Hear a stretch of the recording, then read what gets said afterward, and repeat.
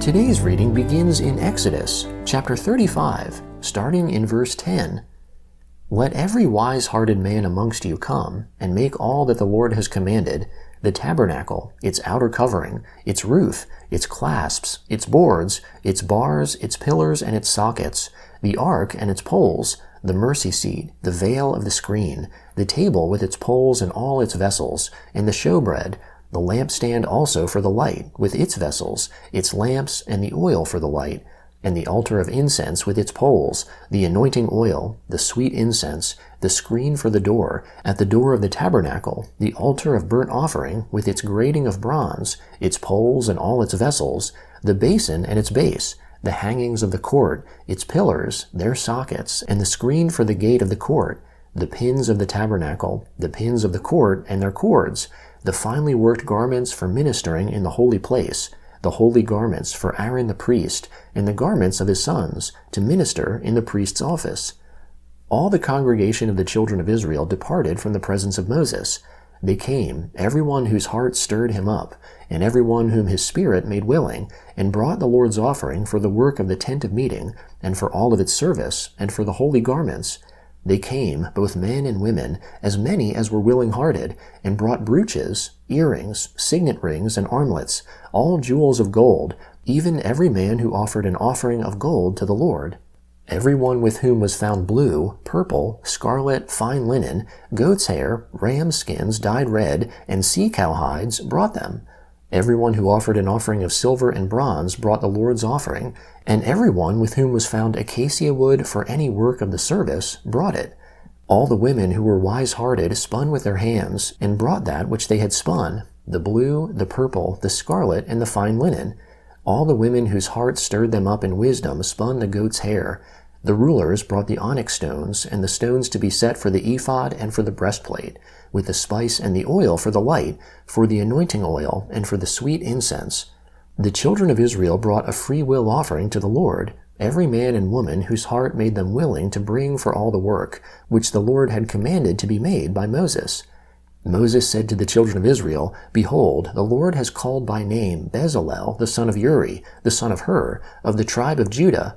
He has filled him with the Spirit of God, in wisdom, in understanding, in knowledge, and in all kinds of workmanship, and to make skillful works, to work in gold, in silver, in bronze, in cutting of stones for setting, and in carving of wood, to work in all kinds of skillful workmanship. He has put in his heart that he may teach, both he and Oholiab, the son of Ahisamach, of the tribe of Dan. He has filled them with wisdom of heart, to work all kinds of workmanship, of the engraver, of the skillful workman, and of the embroiderer, in blue, in purple, in scarlet, and in fine linen, and of the weaver, even of those who do any workmanship, and of those who make skillful works. Bezalel and Oholiab shall work with every wise-hearted man, in whom the Lord has put wisdom and understanding, to know how to do all the work for the service of the sanctuary, according to all that the Lord has commanded. Moses called Bezalel and Oholiab, and every wise-hearted man, in whose heart the Lord had put wisdom, even every one whose heart stirred him up, to come to the work to do it. They received from Moses all the offering which the children of Israel had brought for the work of the service of the sanctuary, with which to make it. They kept bringing free will offerings to him every morning. All the wise men, who performed all the work of the sanctuary, each came from his work which he did. They spoke to Moses, saying, The people have brought much more than enough for the service of the work which the Lord commanded to make. Moses gave a commandment, and they caused it to be proclaimed throughout the camp, saying, Let neither man nor woman make anything else for the offering for the sanctuary. So the people were restrained from bringing, for the stuff they had was sufficient to do all the work, and too much. All the wise-hearted men amongst them who did the work made the tabernacle with 10 curtains of fine twined linen, blue, purple, and scarlet. They made them with cherubim, the work of a skillful workman. The length of each curtain was 28 cubits, and the width of each curtain 4 cubits. All the curtains had one measure. He coupled 5 curtains to one another, and the other 5 curtains he coupled to one another.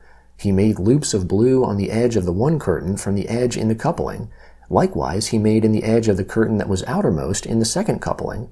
He made 50 loops in the one curtain, and he made 50 loops in the edge of the curtain that was in the second coupling. The loops were opposite to one another. He made 50 clasps of gold, and coupled the curtains to one another with the clasps, so the tabernacle was a unit. He made curtains of goat's hair for a covering over the tabernacle. He made them 11 curtains. The length of each curtain was 30 cubits, and 4 cubits the width of each curtain. The 11 curtains had one measure.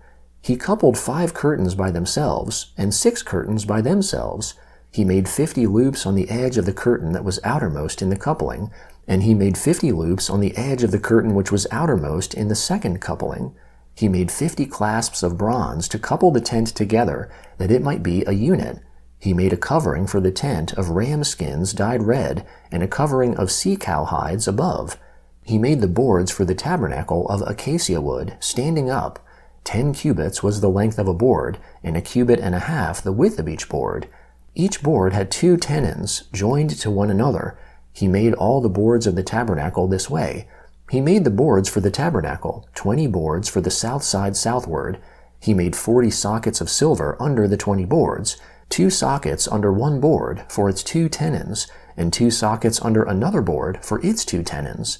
For the second side of the tabernacle, on the north side, he made 20 boards and their 40 sockets of silver, 2 sockets under one board and 2 sockets under another board.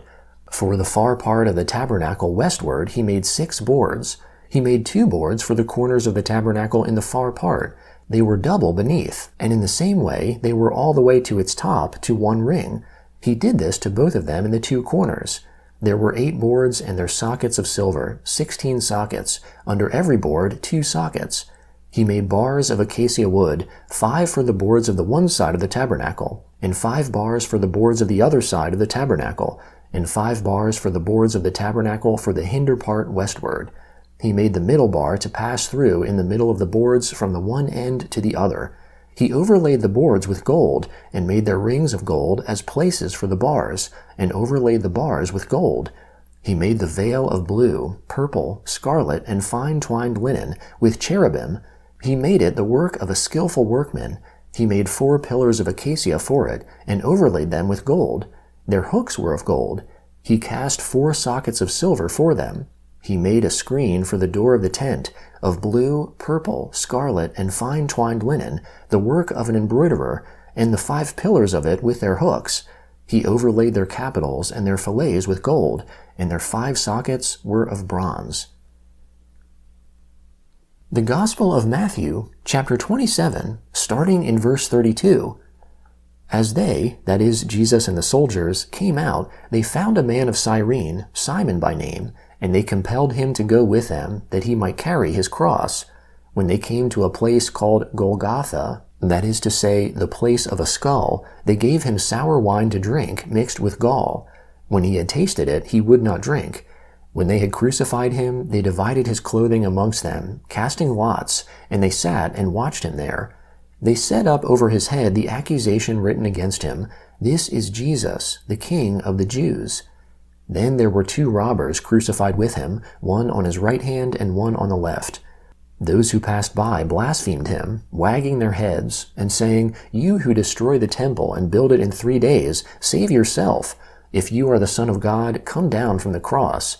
Likewise the chief priests also, mocking with the scribes, the Pharisees, and the elders, said, "He saved others, but he can't save himself. If he is the King of Israel, let him come down from the cross now, and we will believe in him. He trusts in God. Let God deliver him now, if he wants him. For he said, 'I am the Son of God.'" The robbers also, who were crucified with him, cast on him the same reproach. Now from the 6th hour there was darkness over all the land until the 9th hour. About the 9th hour Jesus cried with a loud voice, saying, "Eli, Eli, lema sabachthani?" That is, my God, why have you forsaken me?" Some of them who stood there, when they heard it, said, "This man is calling Elijah." Immediately one of them ran and took a sponge, filled it with vinegar, put it on a reed, and gave him a drink. The rest said, "Let him be. Let's see whether Elijah comes to save him." Jesus cried again with a loud voice and yielded up his spirit. Behold, the veil of the temple was torn in two from the top to the bottom. The earth quaked, and the rocks were split. The tombs were opened, and many bodies of the saints who had fallen asleep were raised. And coming out of the tombs after his resurrection, they entered into the holy city and appeared to many. Now the centurion and those who were with him watching Jesus, when they saw the earthquake and the things that were done, were terrified, saying, "Truly, this was the Son of God." Many women were there watching from afar, who had followed Jesus from Galilee, serving him. Amongst them were Mary Magdalene, Mary the mother of James and Joseph, and the mother of the sons of Zebedee. When evening had come, a rich man from Arimathea named Joseph, who himself was also Jesus' disciple, came. This man went to Pilate and asked for Jesus' body. Then Pilate commanded the body to be given up. Joseph took the body and wrapped it in a clean linen cloth and laid it in his own new tomb, which he had cut out in the rock. Then he rolled a large stone against the door of the tomb and departed. Mary Magdalene was there, and the other Mary sitting opposite the tomb. Now on the next day, which was the day after the preparation day, the chief priests and the Pharisees were gathered together to Pilate, saying, "Sir, we remember what that deceiver said while he was still alive. After 3 days I will rise again. Command therefore that the tomb be made secure until the 3rd day, lest perhaps his disciples come at night and steal him away, and tell the people he has risen from the dead, and the last deception will be worse than the first." Pilate said to them, "You have a guard. Go, make it as secure as you can." So they went with the guard and made the tomb secure, sealing the stone. Psalm 34, beginning in verse 1. I will bless the Lord at all times. His praise will always be in my mouth. My soul shall boast in the Lord. The humble shall hear of it and be glad. Oh, magnify the Lord with me. Let's exalt his name together. I sought the Lord, and he answered me, and delivered me from all my fears. They looked to him and were radiant. Their faces shall never be covered with shame. This poor man cried, and the Lord heard him, and saved him out of all his troubles. The Lord's angel encamps around those who fear him, and delivers them. Oh, taste and see that the Lord is good. Blessed is the man who takes refuge in him. Oh, fear the Lord, you his saints, for there is no lack with those who fear him. The young lions do lack and suffer hunger, but those who seek the Lord shall not lack any good thing.